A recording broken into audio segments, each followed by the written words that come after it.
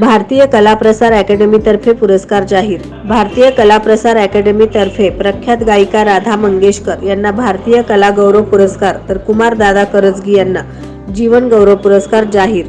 स्वर्गीय मोहम्मद रफी सौ साल लता वे मिसाल असा सुमधुर संगीताचा कार्यक्रम शनिवारी दिनांक 23 डिसेंबर 2023 रोजी संध्याकाळी 7 वाजता हुतात्मा स्मृती मंदिर सोलापूर येथे आयोजित करण्यात आला आहे, अशी माहिती भारतीय कला प्रसार अकॅडमी सोलापूरचे संस्थापक आणि महाराष्ट्राचे महागायक मोहम्मद अयाज यांनी पत्रकार परिषदेत दिली।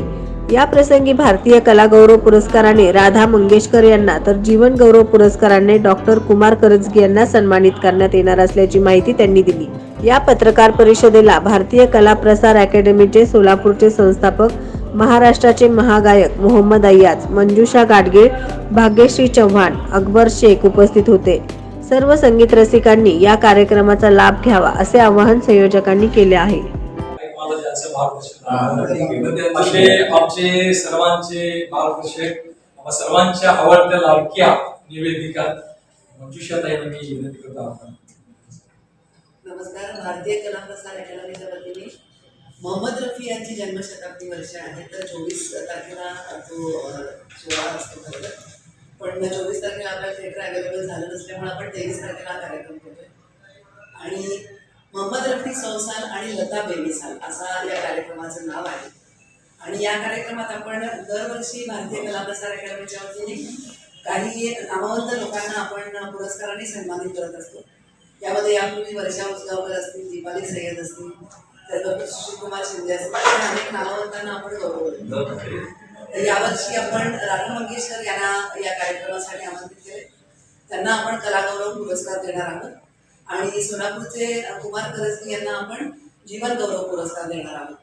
तर हे पुरस्कार प्रेसिडेंट कॅम्पशापचे अध्यक्ष यतीन शाह यांच्या हस्ते होणार आहेत आणि या कार्यक्रमाचे अध्यक्ष म्हणून धर्मराज काळादी उपस्थित राहणार। ऍक्च्युअली स्वर्गीय मोहम्मद रफी यांना 100 वर्षे कंप्लीट होतात या 24 तारखेला।